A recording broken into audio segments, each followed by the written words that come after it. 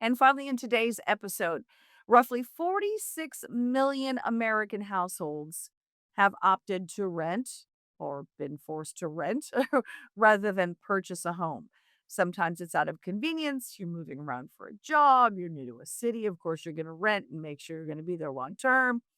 Other times it's cost, availability, but renting is not always cheaper than buying a home. Of course, the right road you take depends on a variety of factors, including an individual or family's financial means, of course, and how well the real estate market is doing. So there's so many different factors that play in. So to determine where renters can basically get the most bang for their buck, WalletHub compared more than 180 rental markets in large metro areas across the country, considering 21 different key measures for rental attractiveness, not just how cheap the rent was, but how large of a place you got for that. How's the job market look there? How's the traffic? How is, public safety, everything else. So looking at a number of different factors that one would consider when choosing a market where they might work and have to rent. And so here is some of that conversation that I had this week with WalletHub analyst Chip Lupo on what exactly they were looking at in this report. What we looked at were two criteria: rental market and affordability, and quality of life. And I think you could probably conclude which one of those areas is probably going to drag the Washington cities down. But from there, we applied 21 metrics, and those measure basically rental attractiveness, quality of life, ranging rental rates, comparing between to rent and mortgage payments, historical price changes, cost of living, availability, safety, wide range of criteria there. Seattle, 84th out of 182, somewhere in the middle. Tacoma, again, 172. Vancouver at 160. So out of those 180 American metro areas, there were four uh, Washington cities that, ranked in there. None did terribly well. You did have Seattle come in at number 84, as you heard him say, and then Spokane at 152. Vancouver, Washington came in at 160th, and Tacoma was near dead last in the list at 172. But some states are doing a heck of a lot better. Again, when you consider things like the cost of the rent, the size of the place you get for that, the job availability in that area, traffic conditions, all those other sort of livability factors were considered. So here's what Chip Lupo at WalletHub had to say about the top placers in their list.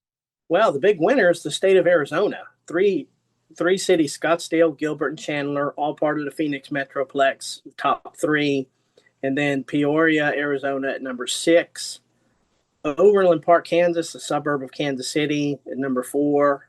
Columbia, Maryland, suburb of, sort of in between Washington, D.C. and Baltimore, and at number 5. What's interesting is top three, they do fare well in all three fare well in those rental market and affordability.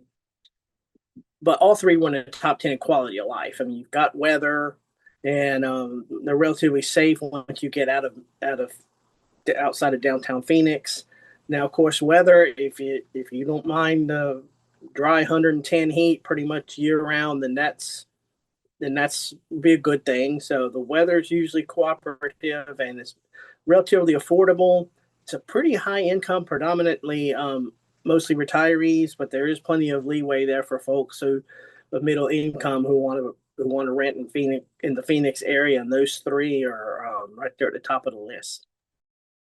And a little bit of a closer look at the top two in WalletHub's placement for best places for renters, best and worst places for renters in the country. Scottsdale, their best city for both the availability of jobs and the driving environment. I guess traffic's not terrible in Scottsdale.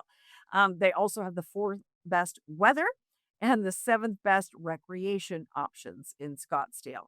Now, not the cheapest city to rent in. That only came in at 57th out of the 182 cities that they looked at. So not the cheapest rents, Um, but people there on average are spending only about 22% of their income on their rent. And when you look at places like Seattle, where many are spending in excess of 30% of their income just for rents, that's where those Scottsdale numbers came in a little bit better.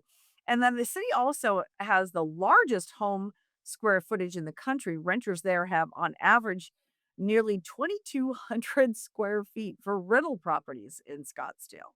It's a lot bigger than my house. And that number two on that was Gilbert, Arizona. And they were the best place to rent, according to WalletHub. 10th highest average home square footage in the country at 2,100 square feet, and 37th best rental affordability, with the average person in Gilbert paying about 21% of their income for rent. So, a lot of things to consider here. Um, you know, of course, those Arizona top placers, that's great if you can stand living in 100 plus degree weather much of the year. For a lot of retired folks, that's a very welcome climate. There's others that prefer a climate like Washington, where we've, pretty much got 4 seasons here. So, those are other considerations, but when you start thinking about, how burdensome rental prices are and how it's really keeping people out of being able to purchase their first homes, in most of Washington state and many other, high cost states. That is, you start to consider, well, maybe I can withstand a climate of 100 degrees. Maybe it wouldn't be so bad year round. And it is sad, of course, because I know many of you, like me, I've got adult children in their 20s who wonder if they're ever going to be able to afford purchasing a home. They're locked into these high rents where they pay more than I do for a mortgage payment. And again, they're just throwing it away month after month. And as a result, then unable to really save for a down payment on a home. So, a lot to consider, a little bit discouraging when you think about it, but we got to expose it and talk about it. And hopefully, we can do some things to maybe remediate and maybe make some policy changes that will reduce some of those burdens for our renters here in the state. So that's it for today's episode of Washington in Focus Daily. I appreciate you watching as always. Hope you'll join us again on Thursday.